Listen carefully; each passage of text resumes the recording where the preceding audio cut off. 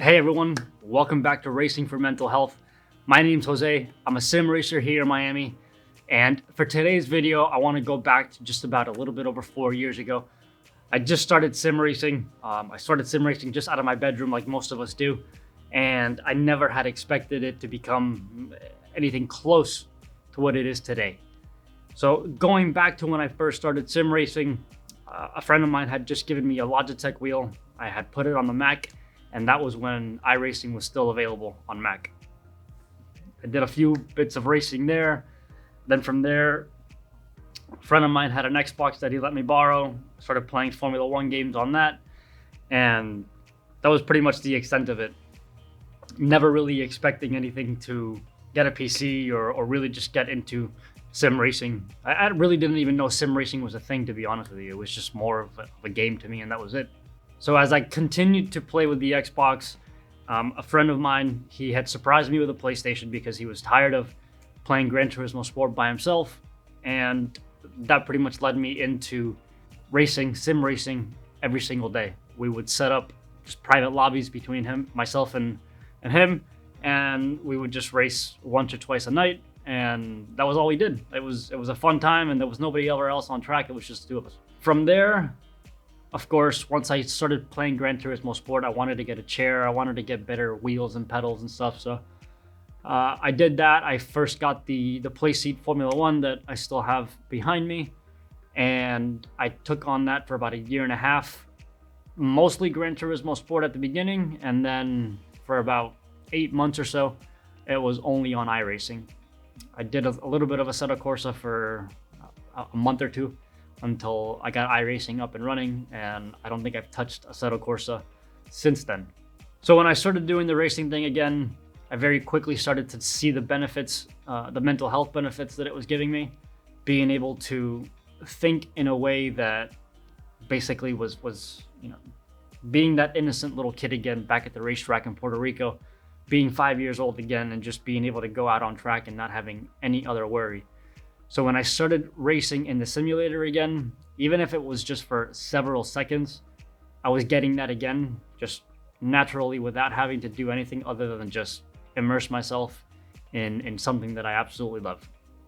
When I started noticing the benefits, I remember that I was just in Orlando on a shoot, just really just killing time. I was sitting down on the couch watching one of Jimmy Broadbent's videos, and I very quickly realized, I was like, wait a minute, I have a simulator, and I have all the gear imaginable to make content. That very same day, I switched everything out of my bedroom into my home office, and I started doing videos out of there. I started doing videos to camera, I started doing streaming, and it was a few months in that, of course, I wanted to continue the upgrades. Went over into the Fanatec world, which I still have all the Fanatec gear here, and I still talk about it today, how lucky I felt when I typed in on Google Sim Racing Miami and Rick Motec came up. I look at the address, said Miami Lakes, Florida, and I still can't believe it. And I reached out to them. It was an email that completely changed my life. I know that a lot of people reach out for sponsorships for, all sorts of different reasons. And just like anybody else, I sent out my email, thinking I at least would have something a little bit more to offer. We had already started the Racing for Mental Health movement, initiative, whatever you want to call it. This is why I do what I do, for my own mental health. And I want Racing for Mental Health to continue being a brand where we believe that doing what we love is essential to our mental health. Being able to race, whether it's in a simulator, a real car, whatever it is, being able to be in that environment where my brain just disconnects for any amount of time, that's why I continue to do this. And for me, it's been now 3 years that I've been trying to, 3 years that I've been trying to get that message out there, and just wanting to live that and wanting to continue believing that, because it has taken my life from a point that was very depressing, very full of anxiety, and the racing has pulled me out of that significantly. I think that now having this space here and setting it up, it has made me realize that I think my depression and anxiety came from the fact that I was never able to fulfill my dream of becoming a racing driver. So when we left Puerto Rico, we were never able to follow that. So the racing thing just went away. And it wasn't until sim racing came back into my life that I was able to start making those connections again. We started doing content on it. And now I've got an actual physical space here that I want to share with people. I want to share with racing drivers and just people that have either been following the page or just anybody really that wants to either learn about the passion of motorsport or just listen to my story. Most of my life story lives here. We've got a lot of stuff back here on the shelves. I got the 2 racing suits back there. This picture back here, the Ayrton Senna picture. I mean, that's been in the family for 15 years. So there's a lot of stuff in here that we've carried throughout the years. And a lot of the stuff that basically carries the memories of my entire life. So, being that motorsport has been so massively built on passion, it was important to me to be able to continue to push that through. I didn't know what I was going to continue to do since the streams weren't doing very well. I wanted to continue to do something for the sim racing industry. I think I've become very fortunate, working with Rick Motec, working with Max Pappas, working with Abruzzi, working with all these brands that have already established themselves in the industry. I have found myself carving my way in the industry. And I think that this entire journey has been about that, has been finding a place in motorsport. Now, whether you're into motorsport or you're into whatever your world is into, racing for mental health, it doesn't need to be just about the racing. I want to be able to convey this feeling and meaning to everybody. Whatever it is that you do it with absolute love and care, and everything that you want to put into it, do it, because at least for me, I will continue to believe that that is one of the best forms of medicine for our mental health possible.